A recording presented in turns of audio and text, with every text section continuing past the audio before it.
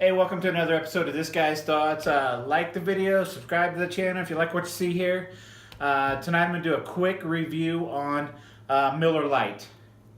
I just did a review. Check out the video on Warped Wings Brewery in Dayton, Ohio. Gamma Bomb IPA, kick-ass IPA there. I just drank that. Now I'm going to review this. So I went from 96 IBU, 7.2 ABV to Miller Lite. I'm going to give it a fair review. I'm not going to be harsh on it. It's one of the big brand brewing companies. I'm not going to slam it. I'm not going to be a beer snob towards it because, to be honest with you, before I got into some of the IPAs and the other ales and some of the other craft beers, this was something that I drank, so I am going to be fair on it. Now, I did not rinse my glass out. My glass still has the residue from the Gamma Bomb, and frankly, I don't care to rinse it out. So we're going to dump that in here. I'll go through all the steps of the review. This actually is 10 IBU, which really was a little bit more than I thought it would be. I never really thought about looking at Miller Lite, what the IBU. We're looking at 10 there, 4.17 ABV. It says a fine Pilsner beer. Miller Lite, MillerLite.com. Let's see if I can get this to come up over here. Let's see. The original light beer is what they say. Miller Lite is the original light beer, blah, blah, blah. You guys mostly know what you need to know about Miller Lite, so I don't really care about the history lesson or where it's from or all that fun stuff, but simple, cheap beer. This is like $5.99 for a 6-pack of bottles. I think like 12 bucks for 12-pack or something like that. Pretty cheap beer. Typical generic light beer taste. You kind of smell a little malty taste in there.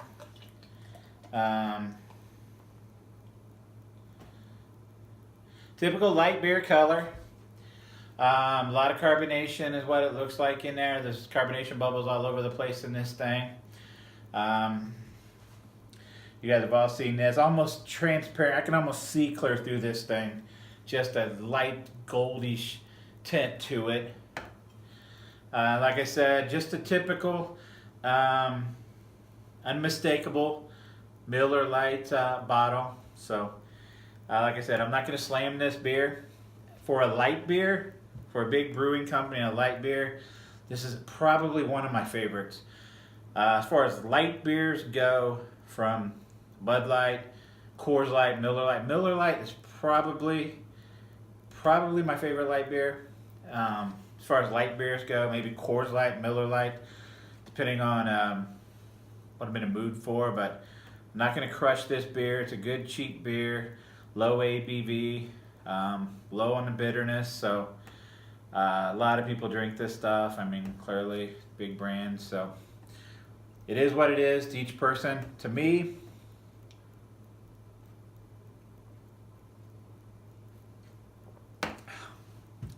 after drinking this and going to this, it doesn't quite taste like water, but it's pretty damn close.